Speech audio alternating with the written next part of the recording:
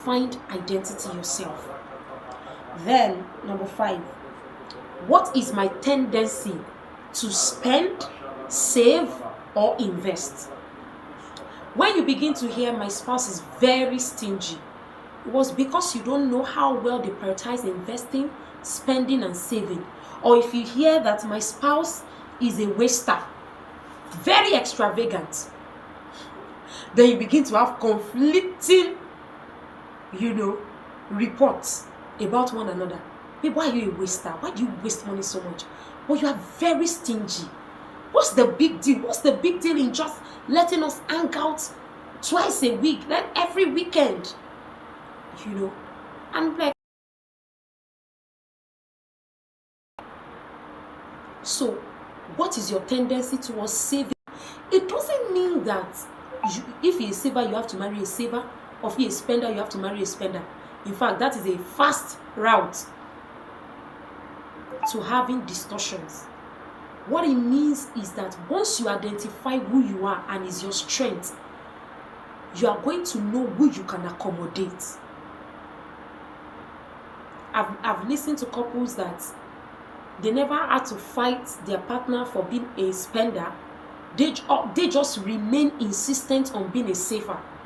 And at the point where the family was going through season of need, they were able to bring out what they are saved, and they were able to change their partner to believe in saving.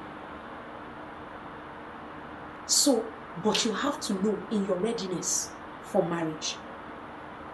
Then, number 6, do I prioritize accountability? Couple, you have to know this. You see, the issue of not believe that they have to always come back and explain how they spend. They see it as being treated like a child or not being trusted. And honestly, to some partner, it is not an issue of trust. They are just very high on accountability. I mean, very high on accountability. I can't keep using too many examples. I remember when I newly got married, whenever I go to the market and I come back, I will always want to explain how I be like, I don't understand why you have to explain to me. And at some point I'll be like, why are you not appreciating my transparency was not appreciated. But that was not how he saw it. He believed that if I've given you, I trust you enough that you are prioritized accountability. And if you have a partner, if you are dating someone that prioritizes accountability, you must know if you are game for it. You must know if you are ready for it. And if it's not going to be that doesn't trust you, or is indirectly telling you that you're not prudent. No. My goal to have a financially independent or dependent marriage. Is it my goal? Is it my goal to have a financially dependent or independent marriage? Is it my goal? It is some people's goal, and you must honor it. Is it my goal to have a financially dependent or independent marriage? If it is your goal, then it is part of your readiness check. A lot of people, especially high-earning women, they really don't love to be questioned sometimes. And they just want to be independent. They don't want to ask for things, and they don't want to be questioned or told around. So you must know if it's your goal to be a dependent or independent woman. And sometimes in checking this readiness is really going to be an ego saver and a pride saver. Some women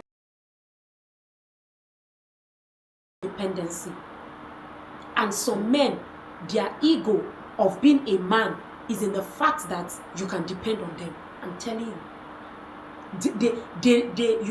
they nurse their ego by how well their wife receives from them.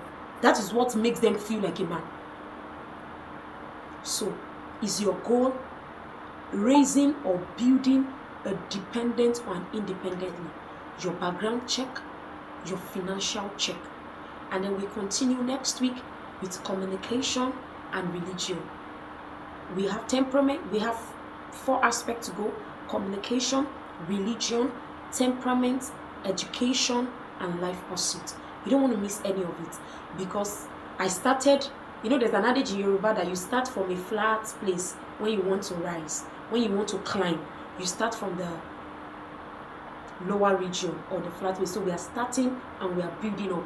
The other aspect will be mind-blowing and thought-provoking, because like I said, a lot of fruits makes up a fruit basket. And you need knife for watermelon, but you don't need knife for banana. So if you put knife on a banana, you destroy it. But if you put knife on a watermelon, you make it edible. What you apply to finance is not what you apply to religion. What you apply to background is not what you apply to temperament. So look out for other aspects, answer them wholeheartedly, and be sure ready that 2025, if you say it's your year of marital settlement, yes it is, because you have considered your readiness. God bless you. Have a pleasant night rest. Invite someone next week and see you again. God bless you. I love you and I remain ever committed to you. Good night and happy night rest.